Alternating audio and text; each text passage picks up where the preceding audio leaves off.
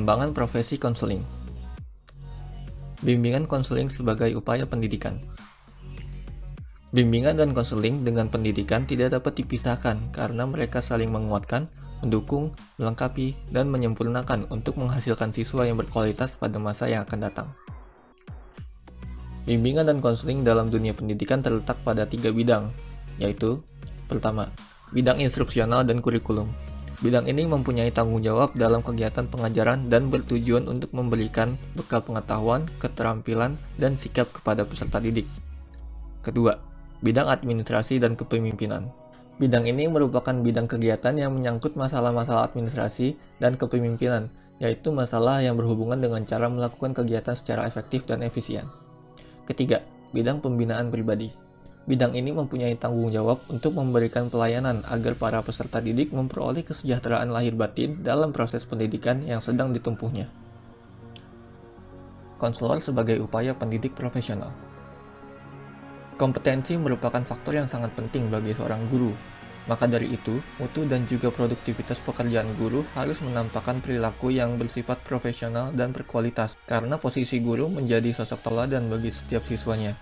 Kompetensi yang wajib dimiliki konselor antara lain: pertama, pedagogi; kedua, kepribadian; ketiga, sosial; dan keempat, profesional. Objek praktik spesifik konselor. Untuk menjadi profesional dalam bidang apapun, seseorang harus menguasai dan memenuhi ketiga komponen trilogi profesi, yaitu: pertama, komponen dasar keilmuan. Komponen dasar keilmuan memberikan landasan bagi calon tenaga profesional dalam wawasan, pengetahuan, keterampilan, nilai, dan sikap berkenaan dengan profesi yang dimaksud. Yang kedua, komponen substansi profesi.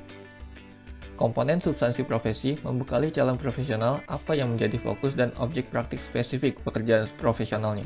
Ketiga, komponen praktik. Komponen praktik mengarahkan calon tenaga profesional untuk menyelenggarakan praktik profesinya itu kepada sasaran pelayanan atau pelanggan secara tepat dan berdaya guna. Penguasaan dan penyelenggaraan trilogi profesi yang baik merupakan jaminan bagi suksesnya penampilan profesi tersebut demi kebahagiaan sasaran pelayanan. Penguasaan ketiga komponen profesi tersebut diperoleh di dalam program pendidikan profesi dan pendidikan akademik yang mendasarinya. Konselor adalah pendidik. Sebagai tenaga profesional, konselor dituntut untuk menguasai dan memenuhi trilogi profesi dalam bidang pendidikan, khususnya di bidang konseling, yaitu ilmu pendidikan, proses pembelajaran terhadap pengembangan pribadi individu melalui modus pelayanan konseling, dan penyelenggaraan proses pembelajaran terhadap sasaran pelayanan melalui modus pelayanan konseling. Komponen profesi konselor. Pertama, ilmu pendidikan. Konselor diwajibkan menguasai ilmu pendidikan sebagai dasar dari keseluruhan kinerja profesionalnya dalam bidang pelayanan konseling, karena konselor digolongkan ke dalam kualifikasi pendidik, dan oleh karenanya, kualifikasi akademik seorang konselor yang pertama adalah sarjana pendidikan. Yang kedua, substansi profesi konseling. Di atas kaidah-kaidah ilmu pendidikan itu, konselor membangun substansi profesi konseling yang meliputi objek praktik spesifik profesi konseling, pendekatan, teknologi pelayanan, pengelolaan dan evaluasi, serta kaidah-kaidah pendukung yang diambil dari bidang keilmuan lain. Ketiga, praktik pelayanan konseling. Praktik pelayanan konseling terhadap sasaran pelayanan merupakan puncak dari keberadaan bidang konseling pada setting tertentu. Mutu pelayanan konseling diukur dari penampilan praktik pelayanan oleh konselor terhadap sasaran pelayanan. Etika dalam bimbingan dan konseling. Professional responsibility. Selama proses konseling berlangsung, seorang konselor harus bertanggung jawab terhadap klien dan dirinya sendiri. Confidentiality. Konselor harus menjaga kerahasiaan klien. Conveying relevant information to the person in counseling. Klien berhak mendapatkan informasi mengenai konseling yang akan mereka jalani. Counselor influence. Konselor mempunyai pengaruh besar dalam relasi konseling.